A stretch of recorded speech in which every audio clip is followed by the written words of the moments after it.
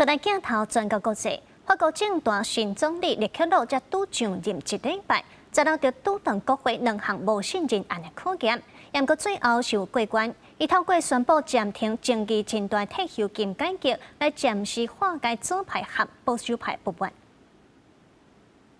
Majorité requise pour l'adoption de la motion de censure, soit la majorité absolue des membres composant l'Assemblée 289, pour l'adoption 271. 议会主席宣布结果，规场拢是混乱的扑克声甲嘘声。法国国民议会伫16日晚完成第一项无信任投票表决，上面无过条件289票，当机被否决。另外一场极右派国民联盟的挑战，也只敢若144票赞成，那个如内阁通过考验，不过民众是无啥在关心。 Franchement, pour tout vous dire, ça m'est un petit peu égal.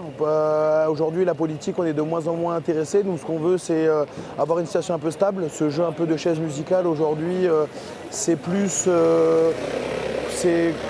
Enfin, pour moi, je trouve ça ridicule. Enfin... 通膨压力加政治斗争，互民众对政府无信任，对政治无希望，只敢若希望社会稳定，莫阁有政治斗争。如果努内阁这边会当过关，主要是暂缓法国总统马克龙争议真久的退休金改革。伊将退休年纪自62岁延后到64岁法案放一边，也暂时安打社会党加保守派议员。这种建设性的让步虽然互内阁过关，不过对马克龙执政的威信伤害真大。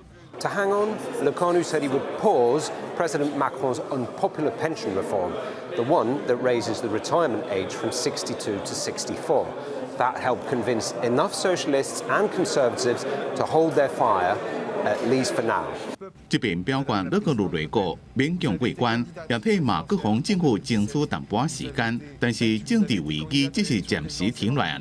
分裂的国会加失望的民意，和第二任期上尾2年的马克龙时代行起来无啥在。公司新闻张伟林、张建光编写。